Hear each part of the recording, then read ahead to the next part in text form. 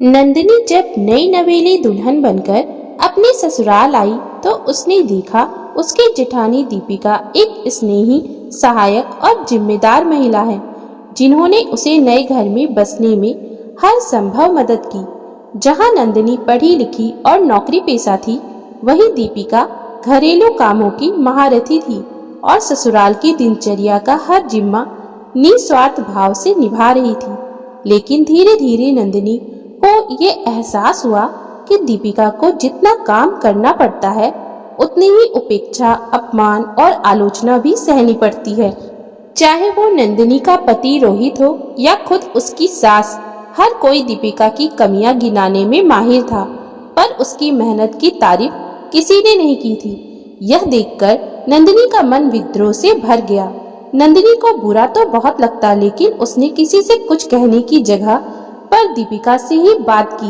भाभी, आप इतना सब कुछ कैसे सह लेती हैं? हर व्यक्ति आपका अपमान कर देता है और आप कोई उत्तर नहीं देती हैं। आपकी इतनी मेहनत का ये परिणाम। क्या करूं नंदिनी, घर की शांति के लिए चुप रह जाती हूँ। घर की शांति का ठेका केवल आपने ही लिया है क्या? जब आपकी जरा सी कमी के लिए ये लोग कलह मचाते हैं, तब घर की शांति भंग नहीं होती। सच तो ये है कि आपके चुप रहने से ही सबकी हिम्मत बढ़ गई है। तो दीपिका दुखी मन से बोली, मैं अधिक पढ़ी लिखी नहीं हूँ और मेरा मायका भी अधिक संपन्न नहीं है। ये लोग जानते हैं कि मेरी ओर से कोई बोलने वाला नहीं है। मुझ में नौकरी करके पैसा कमाने की क्षमता भी नहीं है। भाभी, अपने लिए खुद खड़ा होना पड़ेगा आपको। मैं आपके साथ हूँ।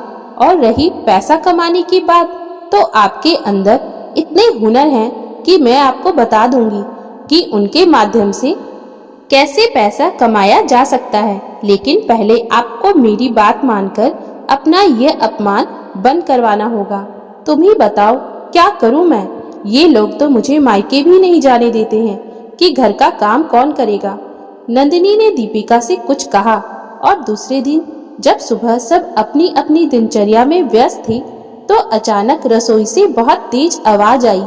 साथ ही दीपिका की एक तेज चीख पूरे घर में गूंज गई। क्या हुआ कहते हुए सभी रसोई की ओर दौड़े। रसोई में बर्तन बिखरे पड़े थे और दीपिका जमीन पर पड़ी करहा रही थी। देखकर काम नहीं कर सकती?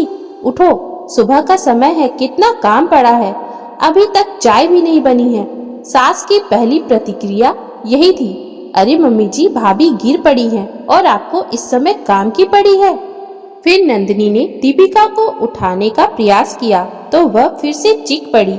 लगता है भाभी को अधिक चोट लग गई है और वह उठ नहीं पा रही हैं। आप इन्हें गोद में उठाकर कमरे तक ले चलिए भैया जी, नंदिनी ने अपनी जेठ नीतीश से कहा। तो वह अपनी माँ का मुंह देखने लगा। अब यहाँ कितनी देर तक पड़ी रहेगी महारानी? कमरे तक तो पहुँचाना ही पड़ेगा। उठाओ इसे। सास का आक्रोश गरज उठा। दीपिका को कमरे में लिटाकर और दवा लगाने के बाद सब लोग सास के कमरे में आ गए। इस विषय पर विचार करने की अब घर के काम कैसे होंगे। नंदिनी ने सबको सांत्वना दी। आप लोग परेशान मत होइए, मैं आज की छुट्टी ले लेती हूँ। अभी नाश्ता और चाय मैं बना देती हूँ। आप लोग ऑफिस जाइए। मैं टैक्सी से ले जाकर भाभी को डॉक्टर को भी दिखा दूंगी। जैसा होगा शाम को इस विषय में बात करेंगे। सब लोग खुश हो गए। सास ने कहा भी, कितनी समझदार है नंदिनी, डॉक्टर के यहाँ भी चली जाएगी और तुम लोगों को छुट्टी भी नहीं लेनी पड़ेगी। और क्या, अभी दीपिका होती तो उससे कुछ ना होता। नीतीश बोल पड़ा। सबने चाय के साथ ब्रेड बटर चुपचाप नाश्ते में खा लिया। आज किसी को ऑफिस के लिए टिफिन नहीं मिला। सबके जाने के बाद नंदिनी दीपिका का नाश्ता लेकर कमरे में आ गई।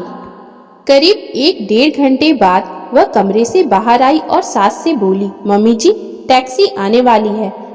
आप कमरे में आइए और भाभी को टैक्सी तक पहुंचाने में मेरी मदद करिए। सास को बुरा तो बहुत लगा, लेकिन उसके सामने दूसरा कोई रास्ता नहीं था। चलते समय उसने सास से कहा, मम्मी जी, वहाँ पता नहीं कितनी देर लग जाए, इसलिए दोपहर के खाने के लिए कुछ बना लीजिएगा। दीपिका को मन ही मन कोसते हुए सास अंदर आ गई। टैक्सी चलते ही नंदिनी ने जब दीपिका की ओर देखा तो दोनों की हंसी छूट गई। करीब 3 घंटे बाद जब नंदिनी और दीपिका लौटकर आई तो दोनों के चेहरे उतरे हुए थे। दीपिका के एक पैर पर प्लास्टर चढ़ा था और दाहिने हाथ की कलाई पर भी प्लास्टर था। टैक्सी से उतरकर नंदिनी पहले अंदर गई और सास को बुलाकर लाई। फिर दोनों ने दीपिका को सहारा देकर अंदर कमरे में लिटाया। मम्मी, भाभी को कुछ खिलाकर दवा देनी है, जो बना हो जल्दी से ले आइए। सास पहले तो चुप रही, फिर धीरे से बोली, दीपिका के आने के बाद तो मैं रसोई में कभी जाती ही नहीं थी, इसलिए मैं कुछ ढूंढ ही नहीं पाई कि कहाँ क्या रखा है। तो क्या सचमुच कुछ नहीं बना है? वैसे तो सब लोग कहते हैं कि भाभी को कुछ आता ही नहीं है, और आज अभी कुछ घंटे ही हुए हैं, घर में नाश्ता खाना कुछ नहीं बना है। सास चुप थी। नंदिनी ने बाहर से खाना मंगवा लिया और सास को देने के बाद अपना और दीपिका का खाना लेकर कमरे में चली गई। नीतीश दीपिका के कमरे में गया तो वह सो रही थी। बाहर आया तो माँ रसोई में चाय बना रही थी। थोड़ी देर में रोहित भी आ गया। चाय बनाकर सास ने नंदिनी को आवाज दी। नंदिनी ने चाय के साथ कुछ बिस्कुट लाकर डाइनिंग टेबल पर रख दिए। नंदिनी अपनी और दीपिका की चाय के साथ बिस्कुट लेकर उसके कमरे में आ गई। सास ने दोनों बेटों को सारी बात बताई कि दीपिका के पैर और हाथ में 2 महीने के लिए प्लास्टर चढ़ा है। सुनकर सब अवाक रह गए। इतने दिन घर का काम कौन करेगा? तब तक नंदिनी भी आ गई। सुबह तो किसी तरह काम चल गया, लेकिन इस समय फिर खाने की समस्या आकर खड़ी हो गई। मम्मी जी, आप मेरा सहयोग कर दीजिए तो मैं खिचड़ी या मैगी बना सकती हूँ। इससे अधिक तो मुझे कुछ बनाना आता ही नहीं। सबके सामने एक विकट समस्या थी। घर के कामों के साथ दीपिका की देखभाल की। मैं ऑफिस जाने से पहले भाभी के नित्य कर्म करवा दूंगी, लेकिन फिर मैं रसोई का कोई काम नहीं कर पाऊंगी। जब तक भाभी ठीक नहीं हो जाती, रसोई का काम मम्मी जी देख लें। हम लोग बारी बारी से छुट्टी लेकर भाभी की देखभाल करते रहेंगे। 2 महीने आसानी से कट जाएंगे। सुनकर सास पर तो जैसे मुसीबत का पहाड़ टूट पड़ा। 2 महीने मैं कैसे कर पाऊंगी? मेरी तो काम करने की आदत ही छूट गई है। मम्मी जी, वैसे तो दीदी आकर रहती ही हैं। 2 महीने के लिए उन्हें बुला लीजिए तो आपको सहारा हो जाएगा। आखिर भाभी ने जिंदगी भर सबकी सेवा की है, तो आज जब वह बीमार है तो हम सबका भी तो फर्ज है। सबकी समझ में नहीं आ रहा था कि क्या किया जाए। सास जानती थी कि उनकी बेटी तो यहाँ सिर्फ आराम करने आती है। दीपिका की चोट सुनकर वह न आने का कोई न कोई बहाना बना ही देगी, इसलिए वह चुप रह गई। आखिर सास और सबने निर्णय किया कि दीपिका को अभी उसके मायके भेज दिया जाए और घर के काम और खाना बनाने के लिए किसी मेड को रख लिया जाए। हालांकि नंदिनी ने इस बात का दिखावे के लिए विरोध किया कि यह गलत है। इस समय हम सब लोगों को उनकी सेवा करनी चाहिए। जब वह काम कर सकती थी तो उन्हें एक दिन के लिए भी मायके जाने नहीं दिया जाता था, लेकिन आज जब वह बीमार हैं तो उन्हें मायके भेजा जा रहा है। सबके सिर शर्म से झुक गए। आखिर दीपिका ने खुद कहा कि उसे मायके भेज दिया जाए, क्योंकि यहाँ उसे शारीरिक आराम भले ही मिल जाए, लेकिन मानसिक आराम एक पल के लिए भी नहीं मिल पाएगा। दीपिका के जाने के बाद सारे सदस्य अपना अपना काम खुद करने लगे। नीतीश को ऑफिस से घर आकर अपने कपड़े तक खुद प्रेस करने पड़े। एक दिन थककर उसने माँ से कहा, मम्मी, दीपिका होती थी तो ये सब काम कभी करना ही नहीं पड़ा था। माँ ने झुंझलाकर जवाब दिया, हम सबने उसी को नौकर समझ रखा था, तभी तो आज इतने परेशान हैं। धीरे धीरे नीतीश को एहसास हुआ कि वह हमेशा दीपिका की छोटी छोटी गलतियों पर उसे ताने मारता था। एक दिन उसने नंदिनी से कहा, दीपिका जब वापस आए तो उससे मेरी तरफ से माफी मांगना। मैं शायद अच्छा पति नहीं था। नंदिनी ने मुस्कुराकर जवाब दिया, भैया, भाभी के सामने आप खुद कहना, ज्यादा असरदार रहेगा। रोहित को भी धीरे धीरे एहसास होने लगा कि भाभी के जाने के बाद घर कितना अस्त व्यस्त हो गया है। एक दिन ऑफिस में बॉस ने उसे डांट दिया क्योंकि वह हर दिन लेट पहुंच रहा था। नाश्ता, कपड़े, टिफिन, सब कामों में समय लग जाता। एक रविवार को नंदिनी ने कहा, चलो आज हम दोनों मिलकर खाना बनाएंगे। खाना तो बना, लेकिन आधे बर्तन टूट गए और गैस पर दूध उबलकर गिर गया।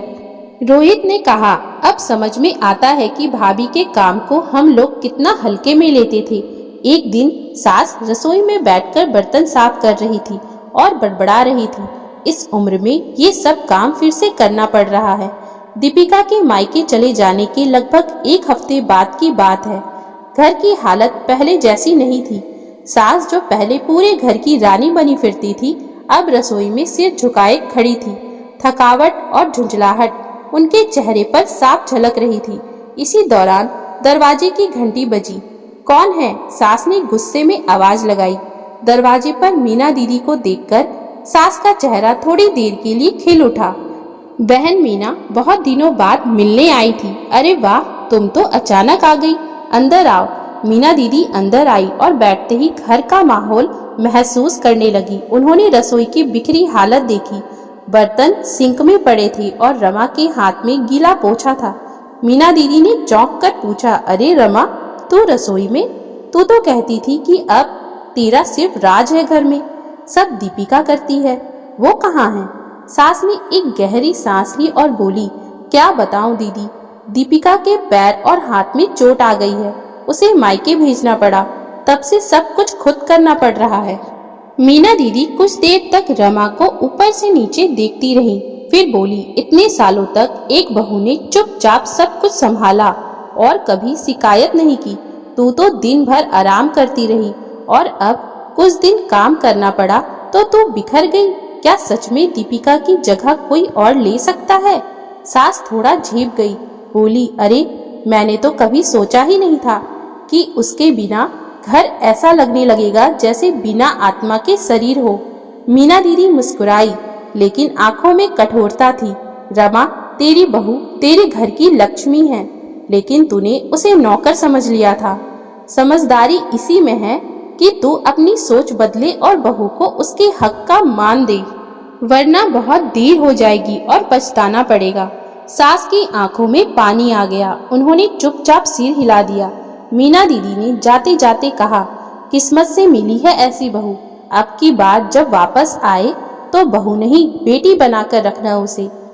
उस दिन सास ने मन ही मन संकल्प लिया, अब जब दीपिका लौटेगी मैं उसे अपनी बेटी जैसा मानूंगी, उसका सम्मान करूंगी। घर में 2 मेड लग गई, लेकिन इस सब के बावजूद सास की हालत खराब हो गई, क्योंकि अब हर समय उनकी सेवा करने वाला कोई नहीं था। घर की व्यवस्था चौपट हो गई थी। सास तो दीपिका के वापस आने की एक एक दिन गिनकर प्रतीक्षा कर रही थी। दीपिका के आने के पहले नंदिनी ने सबसे कहा, आशा है कि इन 2 महीनों में सबको पता चल गया होगा कि भाभी अकेले कितना काम करती थी, फिर भी उनकी कोई इज्जत नहीं थी। आप सब देख रहे हैं कि 2 मेड लगाने के बाद भी घर की व्यवस्था कितनी बुरी तरह से चरमरा गई है। आखिर उन्हें भी आराम के साथ सम्मान चाहिए। अब ये मेड हमेशा काम करती रहेंगी और इनका वेतन हम मिलकर देंगे, लेकिन बहू दीपिका जैसा स्वादिष्ट खाना कोई नहीं बना सकता। जब से गई है हम लोगों ने पेट भर खाना नहीं खाया है। जब तक सारे काम करती थी हम लोगों ने उसकी कोई कदर नहीं की। लगता है उसे यह चोट हमें आईना दिखाने के लिए ही लगी थी। फिर उन्होंने अपने दोनों बेटों की ओर देखते हुए कहा, छोटी बहू सही कहती है, अब सब लोग यहाँ तक मैं खुद अपने अपने काम खुद करेंगे। दीपिका केवल खाना बनाएगी और जो पैसे हम मेड को देते हैं वह दीपिका को जेब खर्च के रूप में देंगे। दीपिका को मायके से लिवाने पूरा परिवार आया। नंदिनी ने अंदर जाकर दीपिका को सब कुछ बताया तो उसने खुशी से उसे गले से लगा लिया। तुम ना होती तो शायद मैं आजीवन ऐसे ही घुटती रहती और एक दिन ऐसे ही घुट घुट कर मर जाती। मुझे तो अब भी आश्चर्य होता है कि भाभी आप इतना सब कुछ कैसे सह लेती थी। अब मैं आपको हाथ से बनी ऊन और जूट की वस्तुओं को ऑनलाइन बेचना सिखा दूंगी। केवल इतना याद रखिएगा कि हम लोगों का यह नाटक हमेशा गुप्त रहना चाहिए। और हाँ, नंदिनी ने शरारत से दीपिका की ओर देखा, कुछ दिन थोड़ा लंगड़ा लंगड़ा कर धीरे धीरे चलिएगा, वरना हमारी पोल खुल जाएगी। दीपिका के होठों पर नंदिनी के लिए एक कृतज्ञता और प्यार भरी मुस्कान तैर गई। नंदिनी ने दीपिका को आत्मनिर्भर बनाने की दिशा में एक और कदम उठाया। उसके हाथ से बनी ऊन और जूट का सामान ऑनलाइन बेचने का तरीका सिखाया। दीपिका का सामान खूब अच्छे दामों में बिकने लगा और जब उसके हाथों में पहली बार पेमेंट आई तो उसकी आंखों में खुशी के आंसू छलक आए और वो अपनी देवरानी नंदिनी के गले लगकर बोल उठी, ये सब कुछ तुम्हारी कोशिश का नतीजा है नंदिनी। वाकई तुम अगर ना होती तो मैं शायद हमेशा अपने ही लोगों के बीच अपमानित होती रहती। तुमने तो मेरी जिंदगी संवार कर उस पारिवारिक धारणा को भी झुठला दिया जिसमें देवरानी जेठानी एक दूसरे से लड़ती झगड़ती और जलती रहती हैं। वाकई मैं बहुत भाग्यशाली हूँ कि मुझे बहन जैसी देवरानी मिली है। तो इस पर नंदिनी ने कहा, भाभी आपने भी तो मुझे बहन जैसा प्यार और सम्मान दिया। रिश्ते दोनों ही तरफ से निभाए जाते हैं, तभी तो उन रिश्तों की उम्र लंबी और मजबूत होती है। इस पूरी योजना का केवल एक उद्देश्य था, दीपिका को उसका सम्मान और स्वाभिमान लौटाना। यह नाटक नहीं बल्कि एक सामाजिक संदेश था जो घर के हर सदस्य को ये दिखा गया कि एक औरत की खामोशी उसकी कमजोरी नहीं बल्कि उसकी सहनशीलता होती है और जब उस खामोशी को आवाज मिलती है तो बदलाव होना निश्चित है। आखिरकार दीपिका की चोट एक बहाना बन गई जिसने पूरे घर की मानसिकता को झकझोर कर रख दिया और रिश्तों में सम्मान और समझ की नई नींव रखी। जिस दीपिका को कभी मायके जाने की इजाजत भी नहीं मिली थी, आज उसी दीपिका को वापस लाने पूरा परिवार खुद उसके मायके गया। यह बदलाव सिर्फ व्यवहार का नहीं था बल्कि सोच और संस्कार का भी था। तो दोस्तों, अगर आपको हमारी आज की ये कहानी अच्छी लगी हो तो कृपया आप हमारे चैनल को लाइक, शेयर और सब्सक्राइब जरूर कर लें, जिससे हम आपके लिए और भी अच्छी अच्छी कहानियाँ लाते रहें। Thank you for watching.